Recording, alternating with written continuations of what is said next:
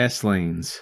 Kind of unique, pretty sloppy, a plat I had in under 5 minutes. Yeah, it's both easy and hard to be mad at this game for simply being what it is. I really like the concept. I like that it retains your highest score no matter how many times you turn the game off and on. And I like the retro look. Sadly, controls are wonky, and there's wild RNG happening constantly as you play, so consistency is not something you can count on, leaving me thinking that even skilled players would quickly grow frustrated with what this experience is beyond the trophies. The random and randomly timed lane speed-ups are a problem. The sometimes too slow to catch up rate of fire is a problem. The way ships can be hidden amongst score multiplier drops is a problem. And the controls are a problem. To say nothing of this lacking everything most modern games afford you outside of high score setting. Things like narrative, evolution, and on and on and on. This is just too basic and inconsistent to be fun for long. There's no co-op, your gun never changes, the look never changes, and the enemies are all the same.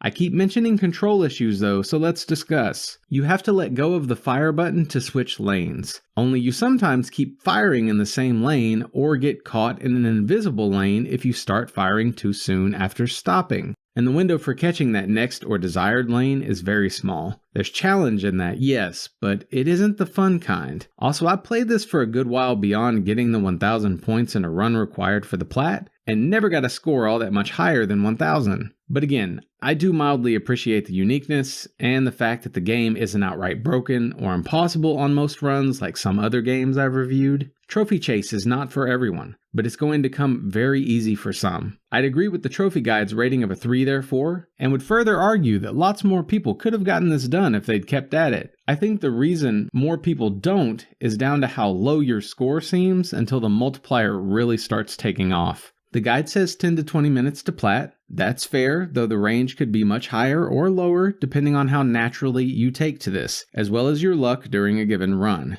Nothing's missable. It would essentially be impossible to miss any other trophies on your way to the 1,000 points, so it's also very simple. The guide argues you should prioritize pickups as these boost your multiplier, but I would simply prioritize deleting enemies ASAP when they launch from a given lane. You'll hit plenty of pickups by just moving around, so go hard at the fastest moving ships and those closest to your side of the screen. In general, you'll be okay firing off 3 or so shots, then moving to the next lane, only breaking from this in emergency situations. Anyway, your life will still be worthwhile if you never play this game, so make of it what you will. And know that I suspect high score chasers will get surprising mileage out of this title, as skill is something those high scores truly do require.